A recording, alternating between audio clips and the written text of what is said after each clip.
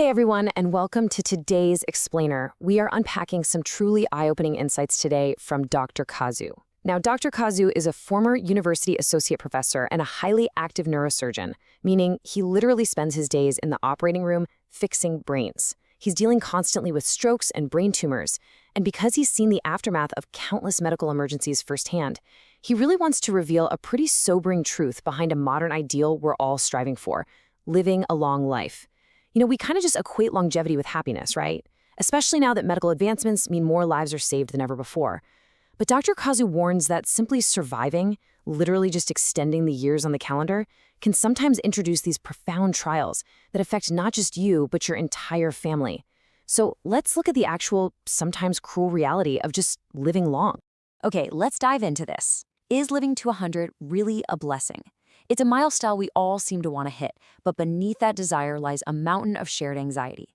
Dr. Kazu points out that almost everyone harbors these deep-seated fears about aging. We all quietly worry, what if I become completely bedridden and just end up this heavy burden on my family? Or what if dementia sets in and I lose all sense of who I am, forgetting my loved ones entirely? The thought of reaching 100, but spending those final decades confined to a hospital bed, no way! That's a future nobody wants. But the good news, and really the core of today's explainer, is that this specific anxiety is something you can actively manage. There are absolutely proven ways to prevent this dark scenario from becoming a reality. Now, what's really interesting here is how Dr. Kazu sees two very distinct patterns of longevity play out in the real world. Think about it like a fork in the road. Take pattern A. You've got a 100-year-old who is independent, has a huge smile on their face, and is walking around on their own 2 feet. Now, compare that to pattern B. Someone who is unconscious, completely bedridden, and relying on feeding tubes for years on end. These are two completely different futures, yet both people lived a really long time. So what actually separates them? Well, Dr. Kazu emphasizes that the ultimate deciding factor, the absolute key that dictates whether you get pattern A or pattern B, is the health of your brain.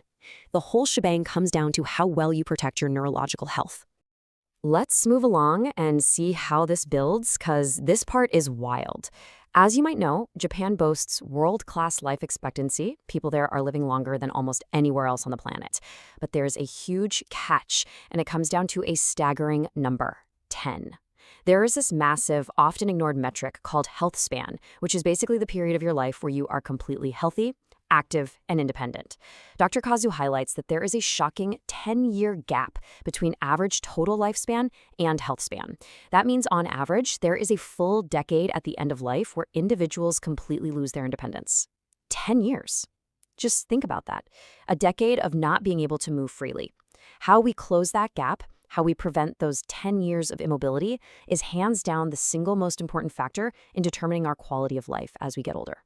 To close that 10-year gap, we have to face what Dr. Kazu calls our silent enemy: strokes. A stroke, whether it's a blocked vessel, which is an infarction, or a ruptured one, known as a hemorrhage, can instantly, literally in the blink of an eye, rob someone of their health span. Even if modern medicine works a miracle and saves the patient's life, they're frequently left with severe paralysis in their limbs or really debilitating speech impediments. And here is the truly terrifying part of all this: vascular aging. The aging and weakening of your blood vessels progresses silently, completely without symptoms, right up until the exact second a stroke strikes.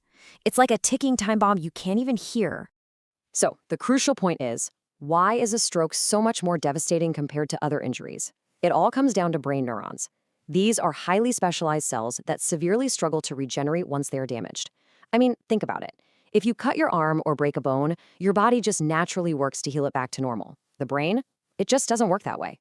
Because these neural networks cannot easily rebuild themselves, rehabilitation after a stroke is incredibly difficult and often really limited. So from a neurosurgeon's perspective, trying to cure a stroke after it happens is a massive uphill battle. Preventing the stroke from ever occurring in the first place is exponentially more effective. In the world of brain health, prevention isn't just better than a cure, it's practically the only true defense we have. Because every single second counts when a stroke does happen, there is one absolutely crucial tool you need to have in your back pocket. It can save your life or the life of someone you love. It's the FAST acronym. Let's break this down. F is for face. Is one half of the person's face drooping? Can they smile properly? A is for arm. Is there weakness in one arm? Like if they try to raise both arms, does one just kind of drift downward? S is for speech. Are they having a hard time speaking, or is their speech suddenly slurred? And finally, T is for time. If you notice even a single one of these signs, it is time to call an ambulance immediately. Do not wait, do not sleep on it. Recognizing these immediate red flags empowers you to act fast enough to prevent irreversible brain damage. So, how do we actively prevent these emergencies from springing up? Well, it takes a proactive, two-pronged approach. First up, we've got our lifestyle defenses. The absolute biggest risk factor for strokes is untreated high blood pressure, so managing that daily is key. We're talking eating a low-salt diet, getting in just 15 minutes of light aerobic exercise every day, and crucially, staying hydrated to prevent your blood from getting thick and sluggish. Second, we have our medical defenses. This is where advanced medicine really shines. Getting regular brain checkups using MRI and MRA scans can catch asymptomatic issues like unruptured aneurysms or silent infarctions way before they ever cause a problem. If doctors find a blocked vessel early, they can use medications or advanced catheter treatments to stop a stroke before it ever even starts. And hey, it's not just strokes either. Brain tumors and other head diseases carry their own subtle warning signs. We're talking chronic headaches, ongoing dizziness, and this persistent numbness in your limbs. Dr. Kazu strongly warns that we absolutely cannot dismiss these physical red flags. You know, it is incredibly common for people to brush off these symptoms. They just kind of wave it away and say, oh, I'm just getting older. Actually, ignoring these signs is a massive mistake. Catching something like a brain tumor early on means that highly successful interventions, such as a craniotomy or targeted radiation treatments, can be utilized. Early detection is, without a doubt, the absolute key to a good prognosis. And this brilliantly illustrates the good news here. You can build armor against this stuff right at home every single day to keep your brain youthful and resilient. Let's walk through some of these practical daily habits. First off, sleep. Getting around 7 hours of high-quality sleep is non-negotiable. And here's a totally fascinating fact for you. During sleep, your brain literally shrinks slightly to squeeze out and clear away accumulated toxic waste products. It's like an essential nightly wash cycle for your mind. Second, your diet. A balanced Mediterranean-style diet, particularly one packed with omega-3 fatty acids found in blue fish, actively protects your vascular health. And third, engaging in new, stimulating hobbies or just having lively conversations. Exposing yourself to new experiences and learning actively rebuilds and stimulates your brain's neural networks. These everyday, simple choices, they are your strongest armor. All of this preparation and prevention leads to one ultimate goal, and it's captured perfectly by this well-known Japanese concept called Pin-Pin Korori. It basically translates to living a long, vigorous, and active life. That's the pin-pin part. And then, when the time finally comes, passing away quickly and peacefully, which is the Korori.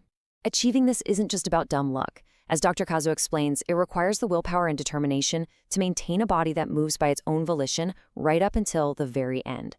It means staying informed, acquiring the right medical knowledge, and committing to early detection and treatment. Really, it's a lifelong commitment to your own dignity. After operating on countless brains and witnessing the profound impacts of disease on families, Dr. Kazu's entire philosophy boils down to this one simple truth. It's not about how long you live, but how you live. Our goal shouldn't simply be to survive for a century just to brag about a high number on a birthday cake.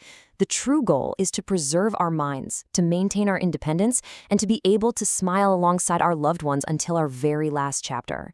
If we apply the knowledge we've discussed today, we can drastically lower the risks of those lifestyle diseases and brain lesions that threaten to steal that future away from us. Protecting your brain is a cumulative effort, guys. It's built on the choices you make starting right this very moment. So I want to leave you with this final crucial question. What single habit will you change today to protect your brain? Will you commit to that 15 minutes of exercise? Maybe drink an extra glass of water? Or perhaps finally go ahead and schedule that MRI scan you've been putting off for months? Think about it. Make a choice and take action. I invite you to share your thoughts and commitments in the comments below. Thank you so much for joining me for this explainer, and here's to a long, healthy, and truly happy life. Catch you next time.